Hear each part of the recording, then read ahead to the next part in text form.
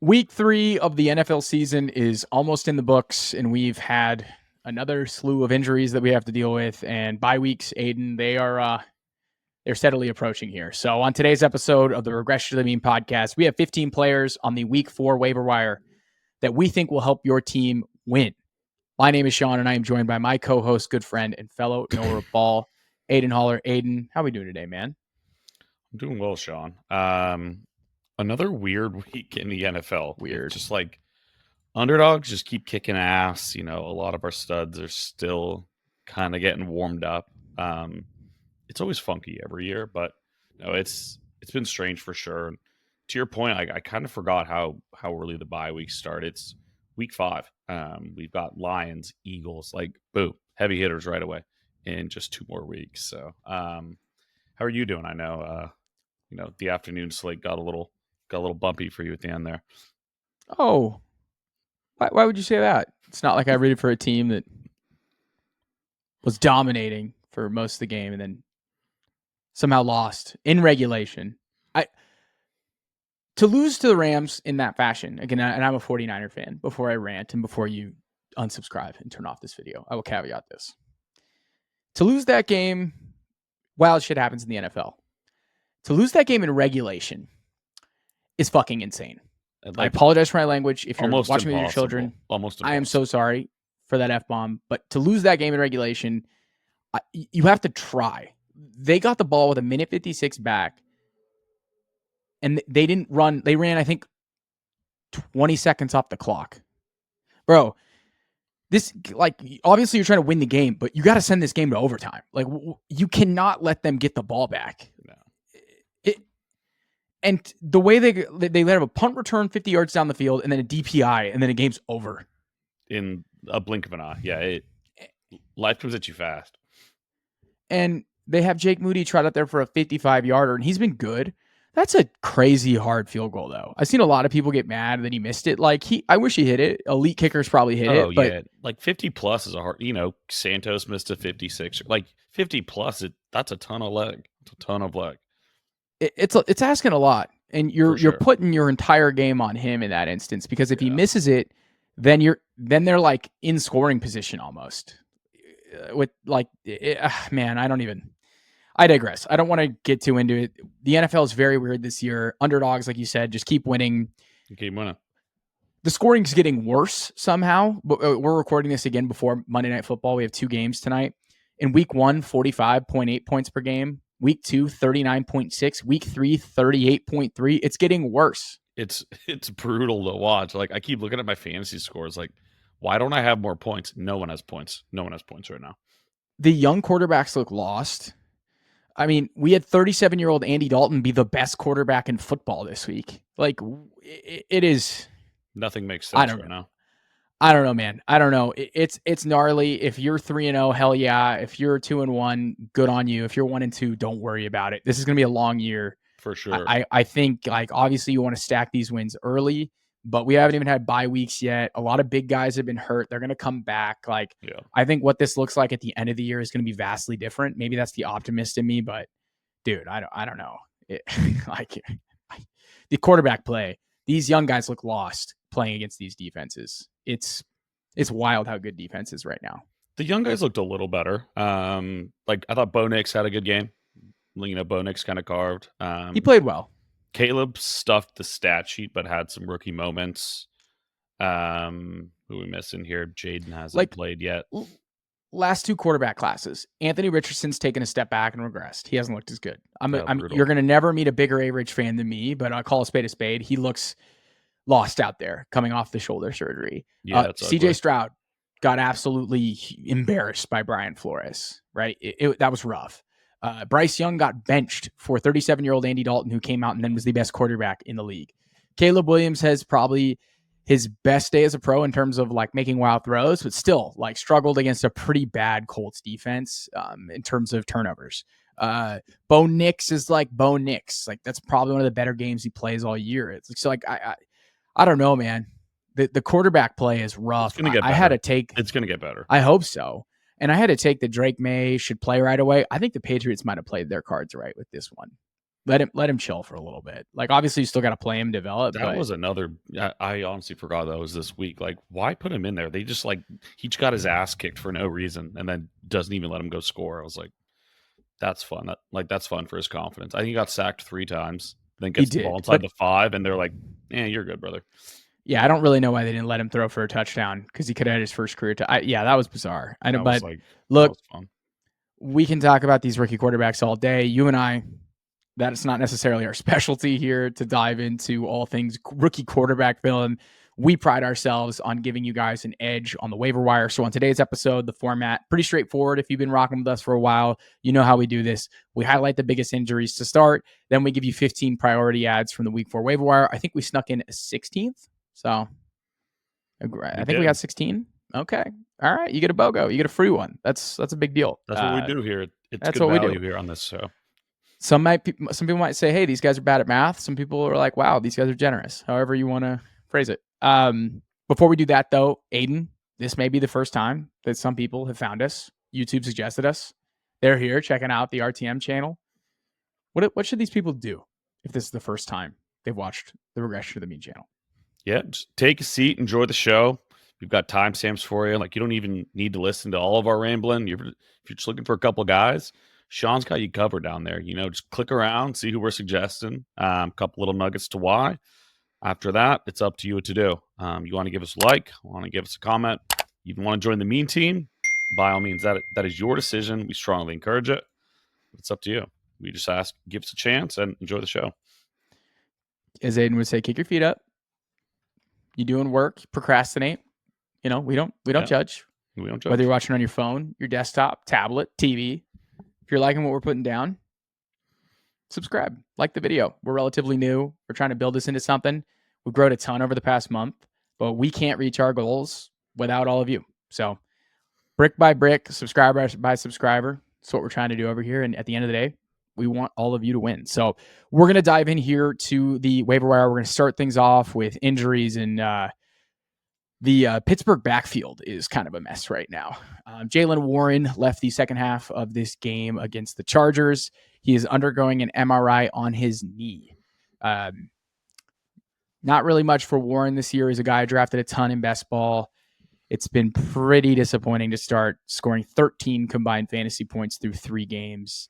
It is just overall generally rough. What are your thoughts on Warren here? And I guess before we dive into Warren, Najee Harris is also hurt too. He's dealing with an arm injury. I guess he was in a sling around his right arm and his elbow on Monday. So both these guys are banged up. Do you have a thought on this yet? Do you think any of these guys miss significant time? Are we picking up Cordell Patterson? Like, how are you approaching these 2 injured backs? Pretty tough run out for both of them. Neither one of them has scored, correct? We've got 0 total touchdowns. Neither one of them. Yeah, we've got 1 double-digit outing. I'd have more confidence in Najee in terms of like being fine to go. I think 1, he's shown he's a more durable player, and 2, like, I'll take an arm or an elbow injury over a knee injury pretty much any day of the week, especially at the running back position. So definitely wait and see mode right now. If even one of those guys need to miss time, we're probably looking at Scorderell being rostered at least a little bit more. If both of them are out, it's chaos, and it's going to be Justin Fields. Yeah, it's going to be Justin Fields show. But I don't know. My general thought process would be like Najee's probably fine. Even though he's in the sling, I think Najee's probably fine. Let's wait and see with Jaylen Warren. Cake matchup too against Indianapolis. I know. You would love to see either of these guys in that matchup. But 100%. We'll talk about Mr. Justin Fields later on in the episode. Next guy we want to get to is Devonta Smith. Got hit on a pretty nasty play. That's like cheap shot. Complete cheap shot. Complete cheap shot. They didn't call it. They didn't call many cheap shots in these games. There's some kind of nasty hits all over the league, and he got really concussed. My guess is he's out next week. That would be my inkling. The thing with concussions is you legitimately have no idea. Like, some of these guys are, past it minimum time. Some guys are out for weeks with a concussion. So it's like there's truly nothing you can do with Devonta Smith right now. But I think they got a bye in week 5. Best case you have scenario, to imagine he doesn't play against Tampa. You sit him, bye, he's back for Cleveland. It's wheels up after that because he's been really good this year. Really impressive outing with him, especially with AJ gone the last 2 weeks. So hope and pray it's only 1 week and he's back after the bye. You have to imagine that both him and HAB are probably out in week 4, and then they come back both healthy against Cleveland after the bye. That's my read on it. Boat raced by Tampa, but I think that's fine. They're 2-1. Like, you can afford a loss this early. Like 2-2, you're fine. Wouldn't be shocked though if he's back next week, but I think pretty consistently, if you get concussed in game, you usually miss the next week. Like, that's usually pretty standard. That's usually how this goes. Another guy who got concussed, pretty nasty hit, Trey McBride. He got lit up. Him and Brian Branch both got severely concussed on that hit. That's a bummer. McBride's had one of the better roles of any tight end in fantasy so far. He had Washington next week, which would have been fun. My guess is that he misses week 4. He's back in week 5. You're going to have to stream a tight end probably with McBride out. Any thoughts on McBride? Or are you kind of aligned on how you're seeing this? Same thing, man. It's concussions. I can't tell you how they're going to respond. Ideally, these guys miss a week at most. Another tight end who's had just an ultra disappointing start to the year is none other than Sam LaPorta. They've made it very clear that he has a low ankle sprain. It looked nasty. He got carted and then came back in and then got hit again and then left. They're letting these guys play with ankle injuries and they're just re-aggravating them. We'll get to another guy with another ankle injury, but I don't know. If it's a low ankle sprain, usually they play. They gut through it. And, he's a tight end from Iowa. These guys try and gut through it. So, I don't know. Like, I wouldn't be shocked if he misses next week. They have a bye in week 5. Then they're ready to go week 6 against Dallas. Yeah, I think that makes the most sense. That makes the most sense, right? I mean, you'd really like for this not to be nagging all year. Like, the Sam LaPorta 2024 experience has already been pretty awful. So I think let's sit him down. Let's get back on the same page with Ben Johnson and figure out, how can we get, our unicorn tight end back involved again. So, yeah, ideally just sits a week and we're good to go for Dallas. Yeah. Justin Herbert re-aggravates his ankle injury. X-rays come back negative. They play KC next week, and then he needs to set. He 1,000% needs to set. He was playing so well against that defense. Herbert is so good, man. He's so good. He's such a good player. And it's KC, too. There's no way that kid's going to want to sit. Right? Like, there's no way Justin Herbert's going to miss a game against KC. KC looks pretty vulnerable, too. Like, these guys are not, like, the same, like, juggernaut KC teams we've seen in years past. So it's like, they could definitely go in and win that game. We'll see. Makes the most sense to sit them. I doubt they do. And then, give them a week off for the bye and go on from there. Another injury to call out is Joe Alt, the star tackle for the Chargers. He doesn't get you fantasy points, but if you've been playing Chargers, he's helped you get fantasy points, especially with J.K. Dobbins, Quentin Johnston, Ladd McConkey. He is set to miss some time too. He had an MRI. Sounds like he sprained his knee. We might not see him for a couple weeks. So, man, the Chargers might be pretty depleted. It might be rough to play J.K. Dobbins next week against Kansas City, considering the state of this offense after all these injuries. It's the old injury. That's a bummer. He's been an absolute wall back there too. So that's an issue. Quick update too. Cooper Kupp didn't play this week. He's been ruled out already for week 4. Already ruled out. So it sounds like he's not going to go in IR. My guess is he's back week 7 against Las Vegas. As much as it pains me that the 49ers lost, this win totally opens up Kupp kind of returning. It's not like a full tank on season for the Rams. They beat Chicago next week, and all of a sudden they're 2-2. So, I think it depends. So, how do they do this week? How do they do against Green Bay? There's no need to rush him back. Sam Darnold seems like he's fine, but he's been the QB2 in fantasy football so far this year. Just absolutely unbelievable. Kevin O'Connell and Sam Darnold. Like, Sam Darnold's JJ might get Trey Lance tier. I'm not saying for sure that this is going to happen, but if Sam Darnold plays this way for the entire year, how do you let him walk? That makes zero sense. Makes zero sense. This guy's 27 years old. He's honestly one of the more talented QB prospects over the last decade. It's been a between the ears and coaching issue for Sam Darnold, and it seems like now he's found his home. It's early. He's looked really good in spurts in Carolina, so I don't want to get too excited. And Sam Darnold usually does get hurt. He's looked good in certain spurts, gets hurt, and then it's bad. So this is kind of his MO. So I'm not going to get too ahead of my skis here, but it sounds like he bruised his knee. He will be playing, though, in week 4. You got to feel good about Darnold and this Vikings team. I would not be shocked, though, if Green Bay gets him next week, though, with Love returning. Matt LaFleur's putting on a coaching clinic, man. Yeah, it's 2 great coaches going out of there. I'd like if it was Willis to see Willis versus Darnold, but seems like Jordan Love is right there. One thing I want to call out too, this came out, Tank Dell is dealing with some soreness. He suffered a hand wrist injury and also took a shot to the ribs. I don't know if this is much ado about nothing, but Tank's had kind of a rough opening to the start here. Had a nice little week against Minnesota, 11 fantasy points, by far his best week of the year so far. He's recovering from breaking his leg last year. And he also got shot over the offseason. So it's been a slow start to the year for Tank. I don't know if he's going to... I can't believe I just uttered that in a serious manner. And I know you're laughing. You're like, you said dude, what's your deal? Fantasy's robbed me of all humanity here. But you have to imagine Tank probably plays if he's dealing with soreness. But I do want to call this out. Don't be shocked if Tank Dell has a DMP on Wednesday. Like, it definitely could be something you have to deal with. I think he's playing. Oh, and last but not least, I don't know how many managers this is going to affect, but Adam Thielen had one of the most insane touchdowns to like injuries I've seen in a long time, because he caught that unbelievable ball and then just immediately destroyed his hamstring. I haven't. That was an unreal play. I can't believe he caught that. That was nuts. I was shook. Do you have any thoughts on Thielen? This is like this run out for Deontay right now is kind of nuts. The fact that we get a good quarterback and now Deontay's like going to just eat up a 40% target share every week. The only thing, it's not fantasy related. When Adam Thielen took off his helmet and he's got like the Justin Bieber like white boy flow now, I was like, what the hell? He's got like the swooshy hair. Let's get a shot of this. He does have like a little boy haircut. Or I was like, Adam Thielen, you're 34. I think you have multiple children. Like, dude, just get yourself a comb over and keep it moving. No, I gotta respect for him having the flow at this age, though. Yeah, 34. The lettuce is strong with him. So, no, again, this isn't going to affect many people. If anything, I think, more DJ probably gives XL more opportunities too.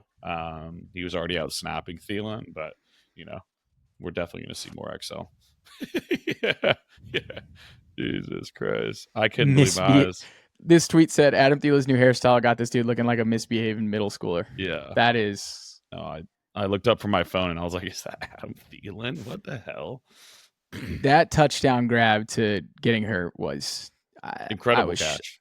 It was insane. But lighter injury week this week. It wasn't the bloodbath that we had last week. And I have yet to get a 49er injury update from Aidan in this podcast. So we're already doing much better than we did. This is much better last for now. Round. This was about where we got the update too. So this is good. All right, Aidan, you ready to talk through the top options on the waiver wire? Yeah, let's get after it. Let's help the people. Let's help the people a little bit. All right. I think we have to start with the man who put up a historic day. Legendary. For wide receivers for the San Francisco 49ers. And the 49ers have had some good ones. They've had some good receivers walk through that building over the years. And Juaun Jennings basically put up a game that only Jerry Rice and T.O. have done. And like if you look at where he's at now amongst all the fantasy players, he's now the wide receiver 4 through 3 weeks after that game. I think he's like top 3 in receiving yards. Anytime you have an 11 catch, 175 yard, 3 touchdown day, that is going to happen. And if you take a look at the usage, it was kind of absurd, the usage that he had. And I think this is what we assumed that our guy, Brandon Ayuk, would have, rationally, that he would perform this well. But no, it was the Juaun Jennings show. And the numbers are nuts, dude. 89% of the routes, 35% targets per route run, 40% of the targets. He had a 13-yard ADOT, 47% of the air yards, 100% of the end zone targets, 67% of third and fourth down targets went to him, 33% of the play action targets. Basically a perfect utilization score over from Dwayne McFarland here on My Fantasy Life. Just an absolutely absurd 46 bomb. If you had to start him because of injuries this week, congratulations. You just found $100 on the ground. Good for you. I think overall, though, my take as a 49er fan on Jennings, Aidan, he's long been a reliable option. Like he's been like an ancillary piece. We talk about it. Good football player, bad fantasy player, right? Like this guy's awesome, moves the chains, plays big in big moments, like just a really good football player. But the way this Niners season is going, CMC hasn't played a snap yet. Debo gets hurt. Kittle's already hurt, already has his customary hamstring practice strain. Brandon Ayuk's had a complete face plant to start the year because he didn't practice all offseason. I would not be surprised if Jennings carves out a meaningful role for himself in this team. Like, I don't know how you can have that game and then all of a sudden you just don't throw to you the next week. Like, that doesn't intuitively make much sense. And the 49ers are like fighting for their playoff lives against the Patriots next week. And Brandon Ayuk's going to get Christian Gonzalez shadow coverage. Debo's probably going to be out and Kittle's probably going to be out. Like, Jennings is like must start next week, which is kind of nuts. And I think the question is, I think the question is like, how do you approach him rest of season? I still think you're probably, if he's out there, man, if he's out there, you're blowing 20, 30% of your FAAB. Like, I agree. You have the FAAB bid here. He's owned in 34% of leagues.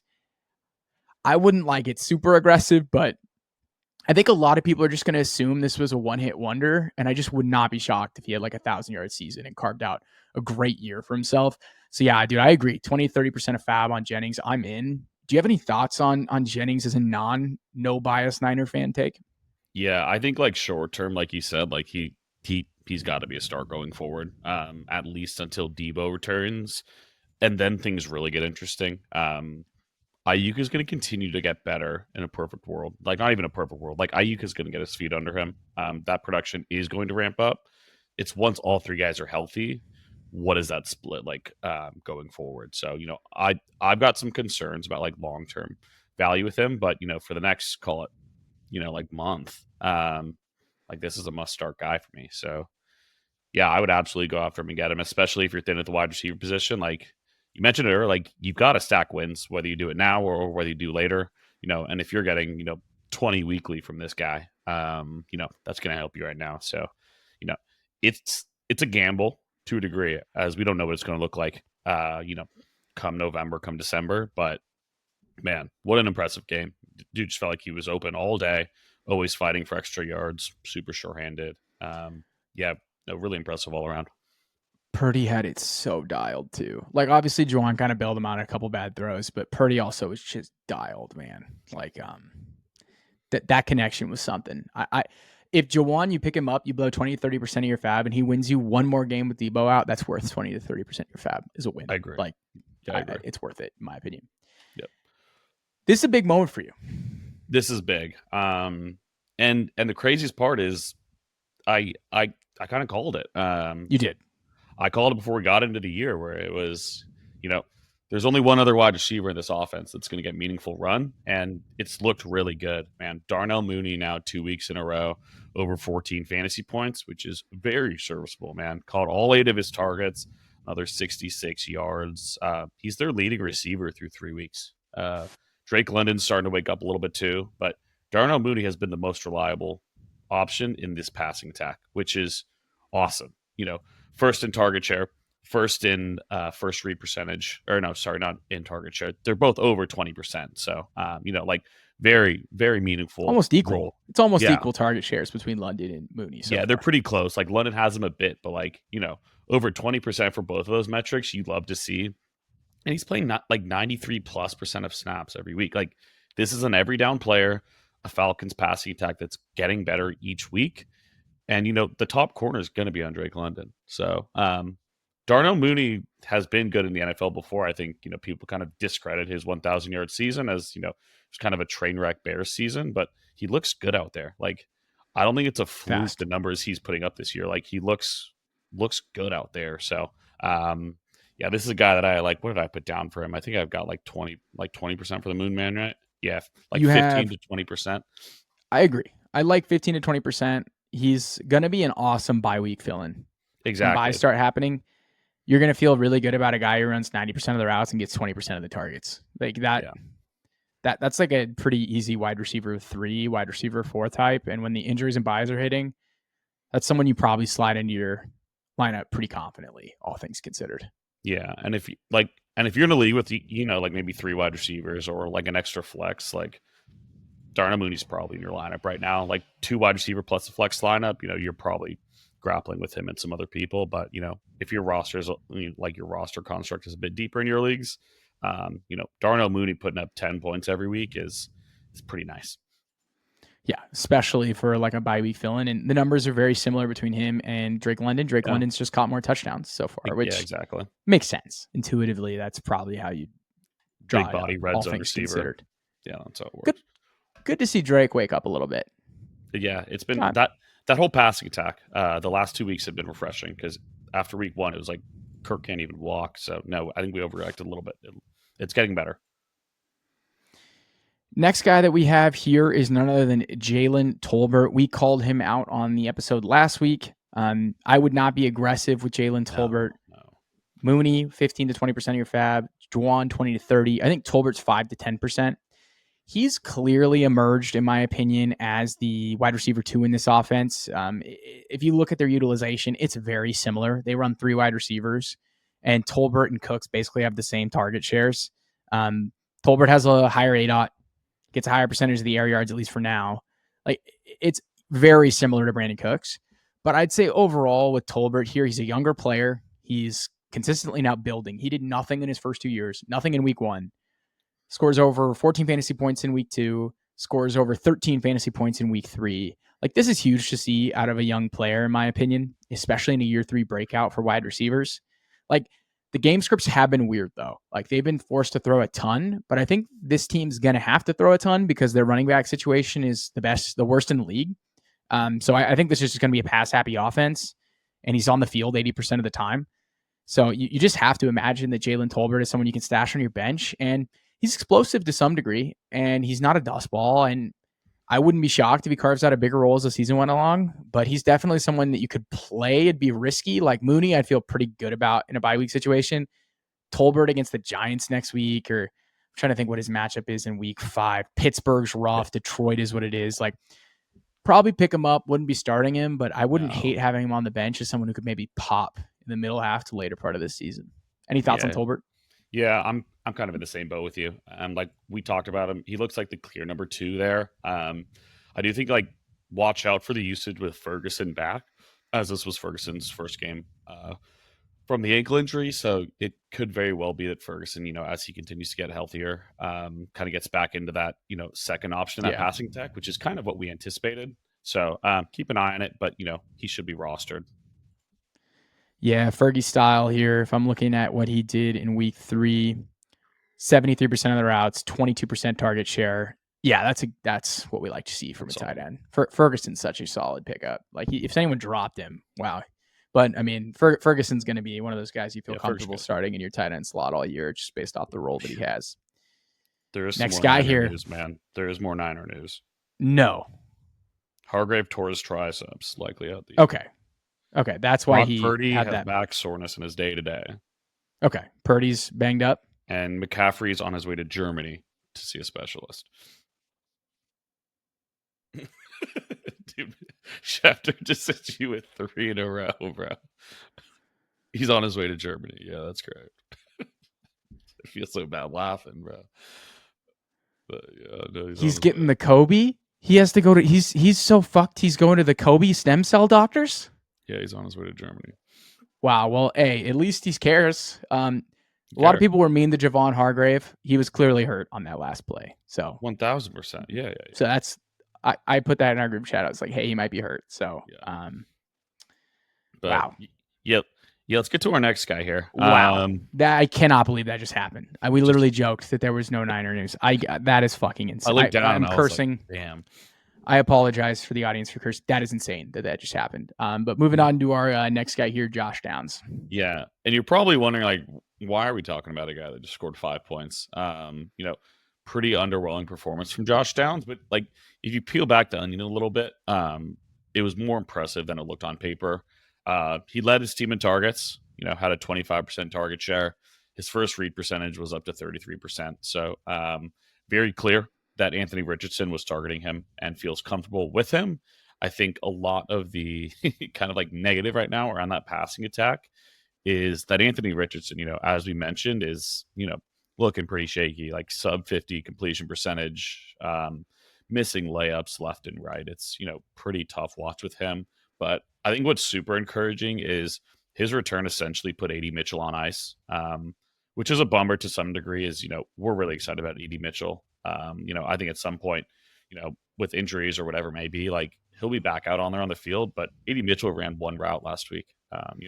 Josh Downs, It's over. Michael Pittman, and Alec Pierce are going to be the 3 wide receivers on the field going forward. Like it's just not happening. So again, not someone we're going to get very aggressive with here. I've got him around 10 to 15, and even 15 is probably a little bit aggressive. I think it really depends on like how bullish are you that Anthony Richardson kind of hits his groove and this passing attack improves. Because if not, you're not getting a whole lot out of it if Anthony Richardson is completing, call it 15 passes a game or even less. So yeah, I've got him around 10%. But what do you think about Josh Downs? I know we kind of talked about him a good amount this offseason.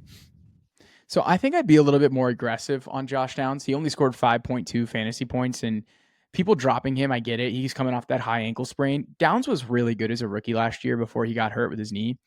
And Richardson really likes throwing it his way. Richardson trusts him. And Richardson, some of his best pass plays as a rookie were going to Josh Downs.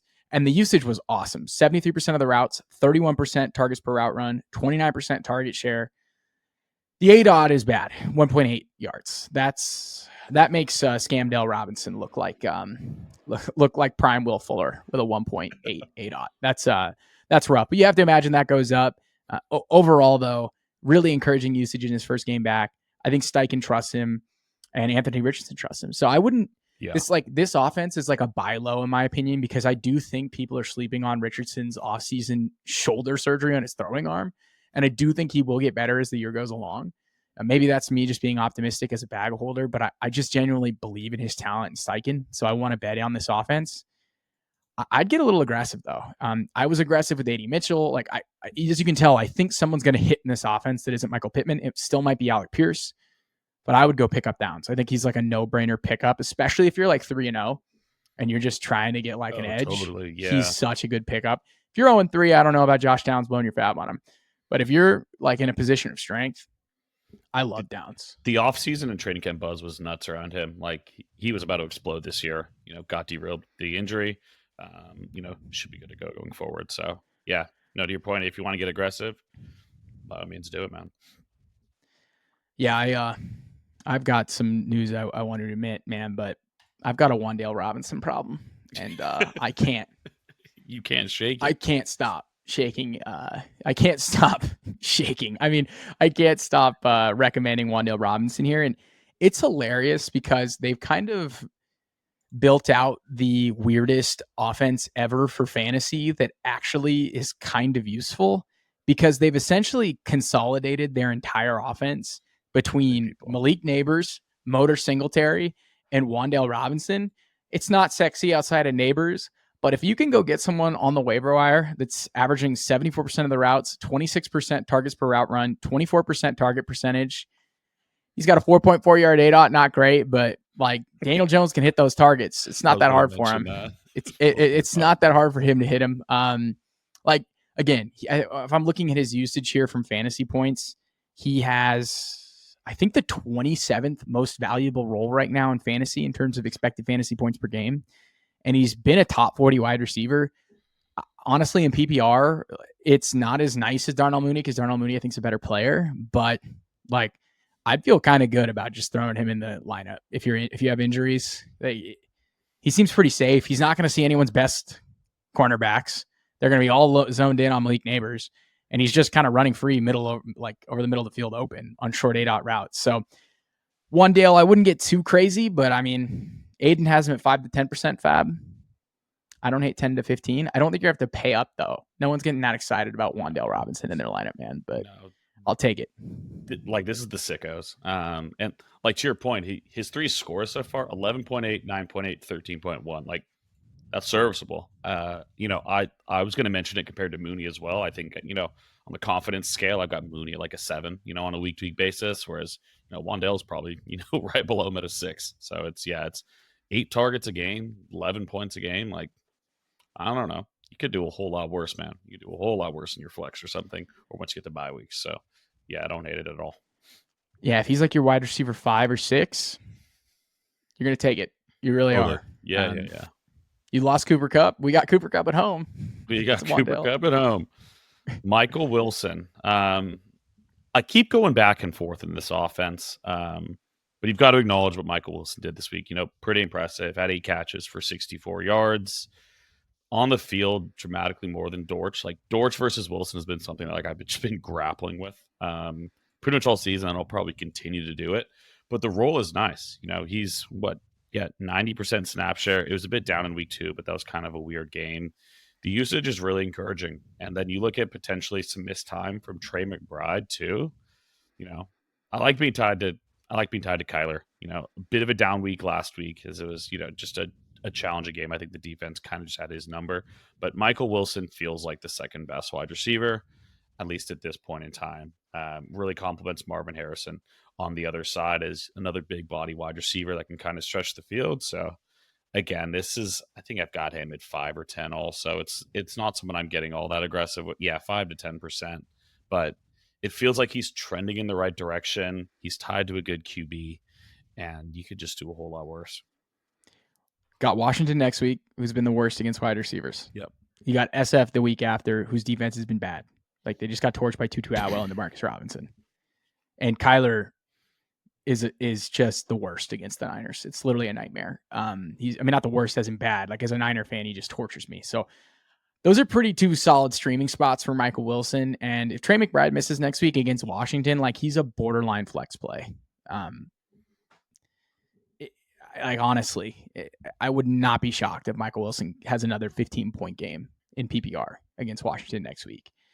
I don't know about him rest of the season. Yeah, I agree with I think Trey McBride's clearly the 2 in this offense, or even the 1 in some advanced metrics behind Maserati, or even ahead of Maserati Marv. But I think Wilson's a good pickup this week, especially with McBride potentially set to miss against Washington. Yep.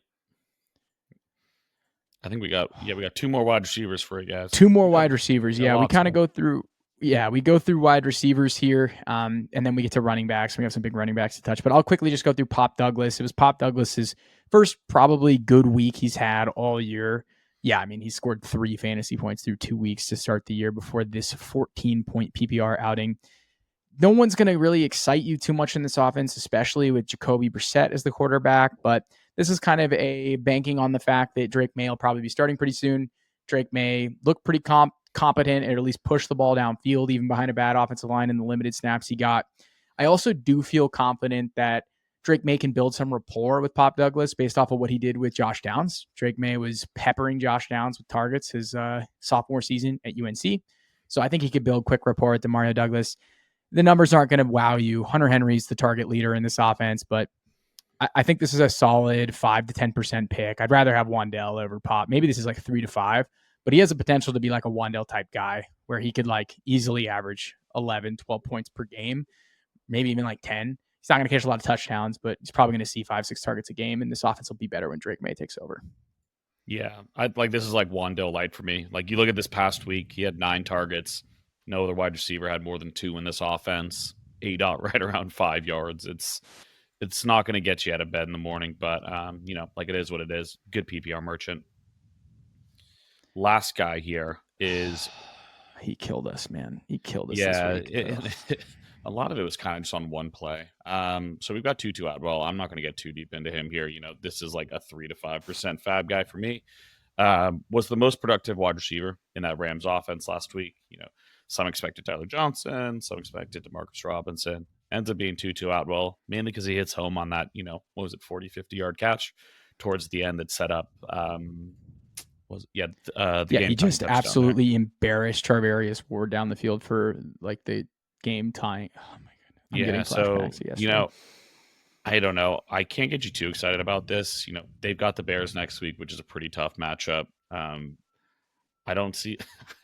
I don't know. I'm trying to talk. I don't know how you start him, but yeah, like, you can't start him next week. But he's been there the longest out of any of the Rams. That DeMarcus Robinson was there last year.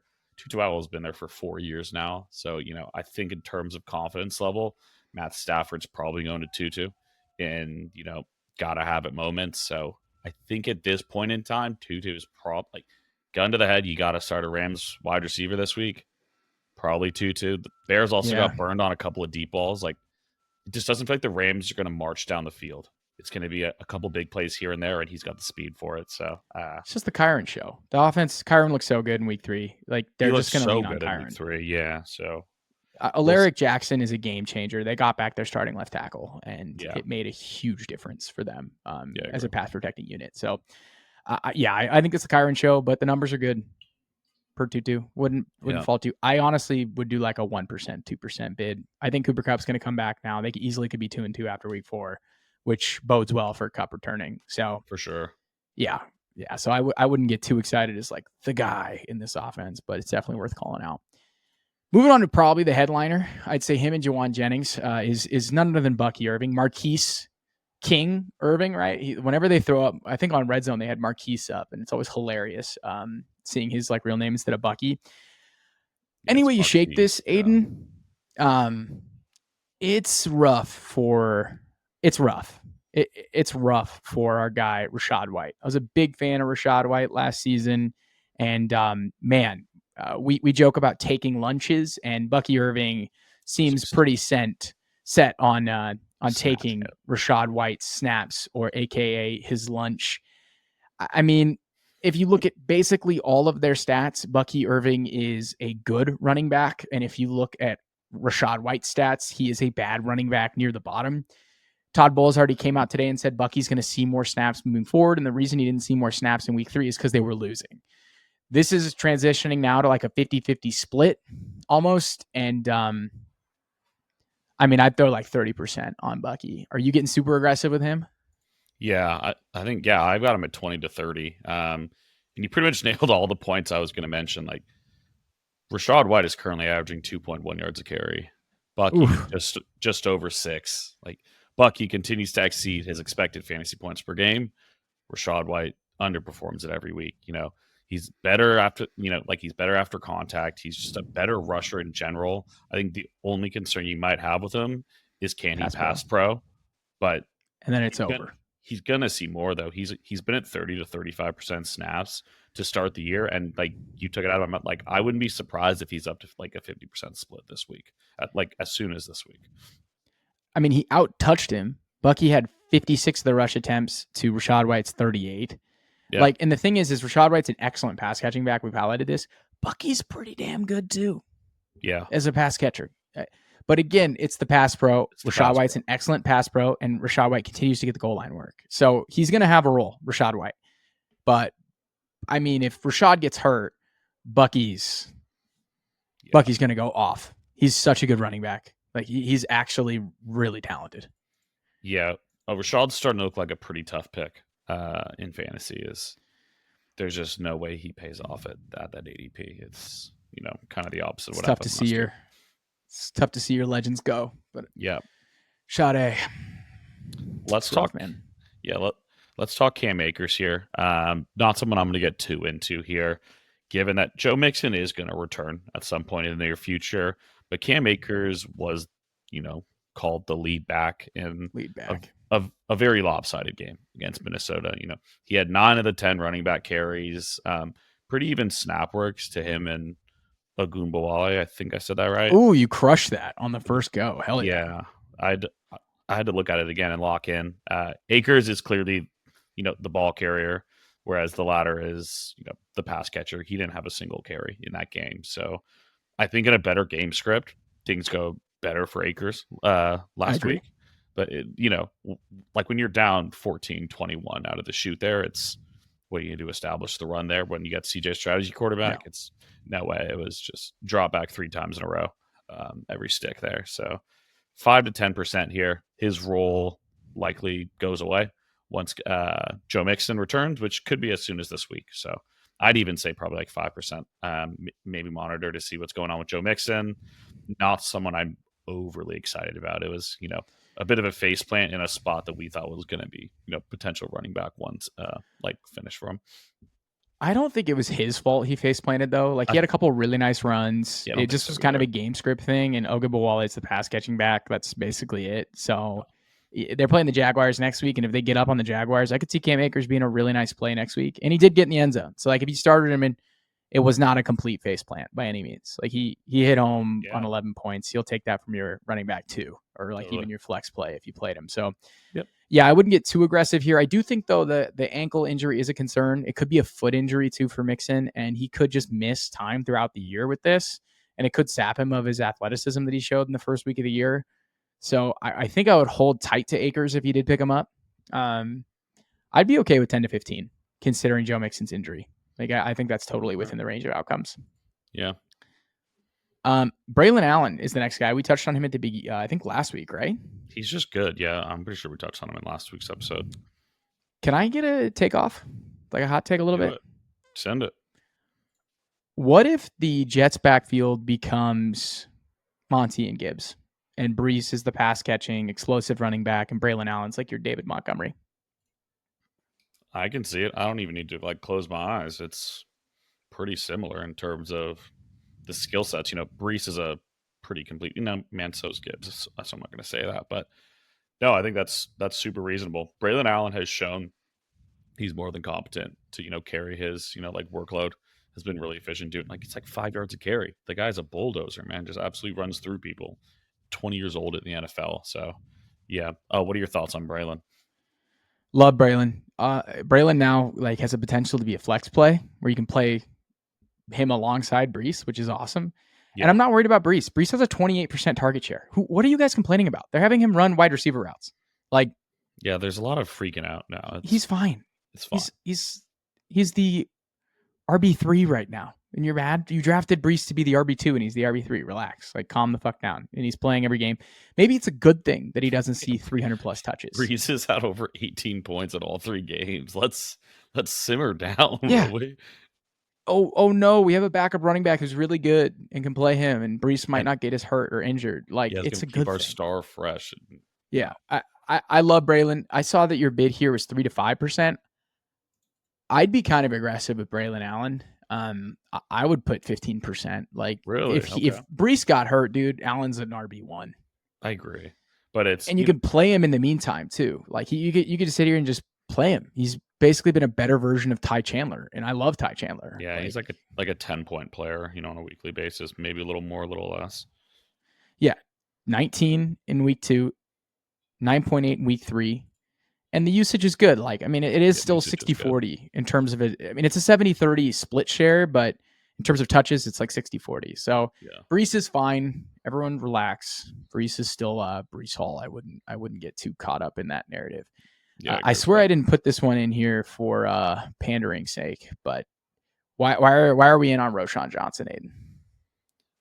The reason we are on a Roschon Johnson is because DeAndre Swift might be the worst running back in football. Rough. Holy shit. It has been so bad. DeAndre's, do you know what his yards per carry is off the top of your head? I'd say sub 2. It is sub 2.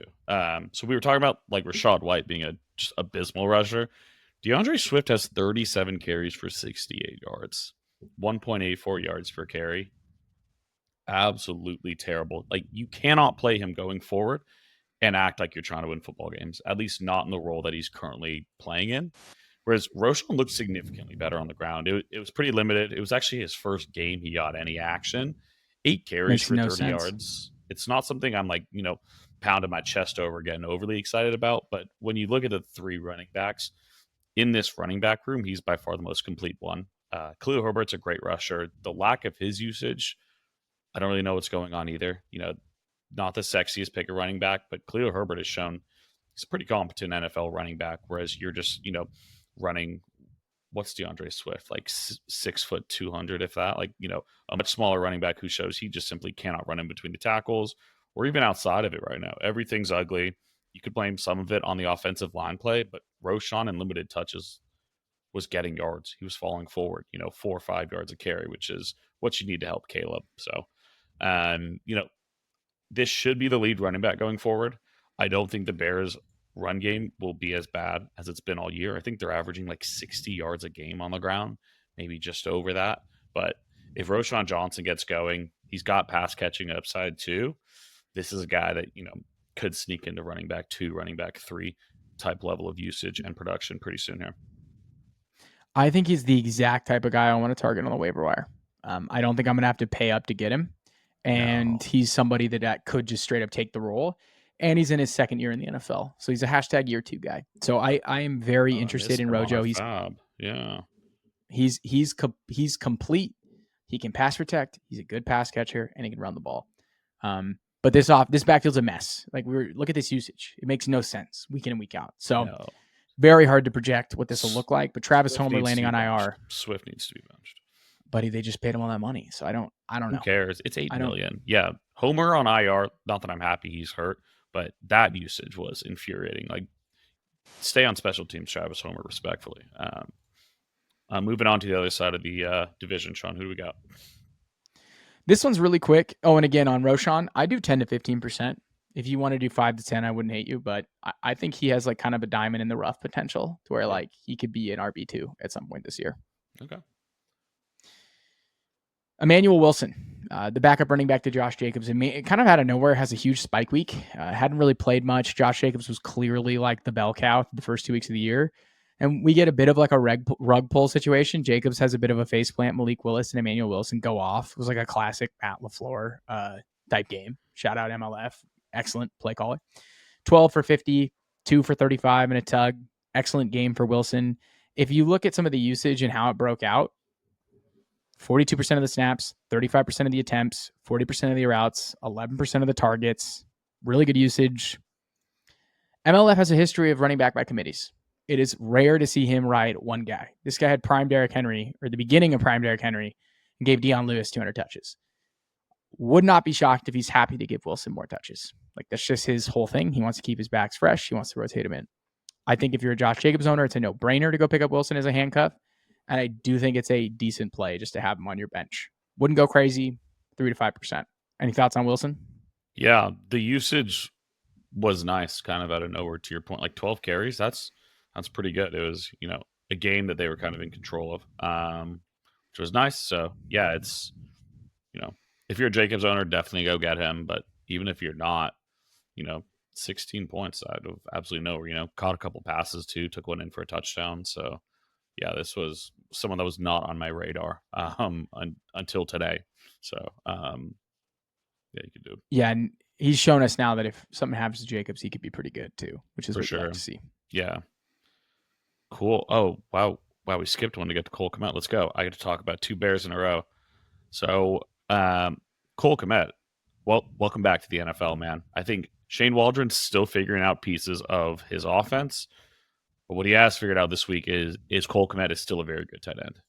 Just looking at his stat line this week, the guy caught 10 of his 11 targets, 97 catches, tight end there, kind of late in garbage time to help prop up his 25-point finish there. At one point, I thought he might have broken his ribs, but I think he just got the wind knocked out of him, which was good. I was, not someone we can afford to lose. But Cole Kmet has had history of being, like a top tight end in fantasy, closer to 10 than 1. But, he'll hang around top 5, top 10.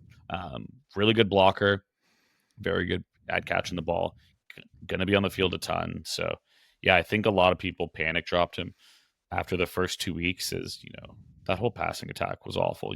Rome just took off. DJ had a good game too. People panicked a little bit, especially with Cole Kmet. So, yeah, I think, this is probably the best tight end that's going to be on your waiver wire unless someone like Ferg's out there or if Evan Ingram. But I'd probably still take Cole Kmet over Evan Ingram potentially right now with the hamstring. So, yeah, this is a guy you should absolutely go scoop up if you're, maybe just lost LaPorta, McBride, etc. They took Everett off the field. 29% of the snaps to Cole Kmet 71 in terms of routes. So thank God. It was so finally Cole Kmet became a full-time route runner and route player. 28% targets per route run, 24% target share, 8-yard, 8-aught. Dude had a beast of a game. Cole Kmet's done this in his career. He's a big touchdown guy. Hasn't caught a touchdown yet.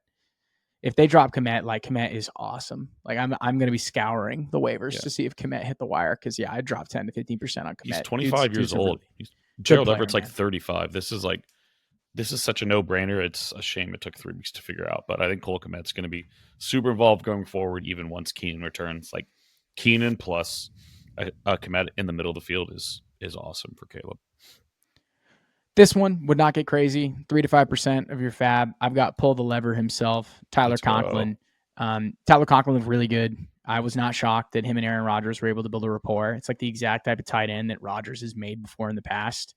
He's been a full-time route running player all 3 weeks of the year. Finally got some love in terms of targets, 18% target share in week 3, 14.3 fantasy points.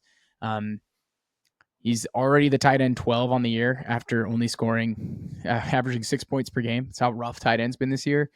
He's a decent streaming option over the next couple weeks. He's playing the Vikings and Broncos, who have been average to bad against tight ends in terms of giving up points. So I like Conklin as kind of like a deep sleeper tight end over the next few weeks. If you dealing with a McBride injury, solid replacement in my opinion.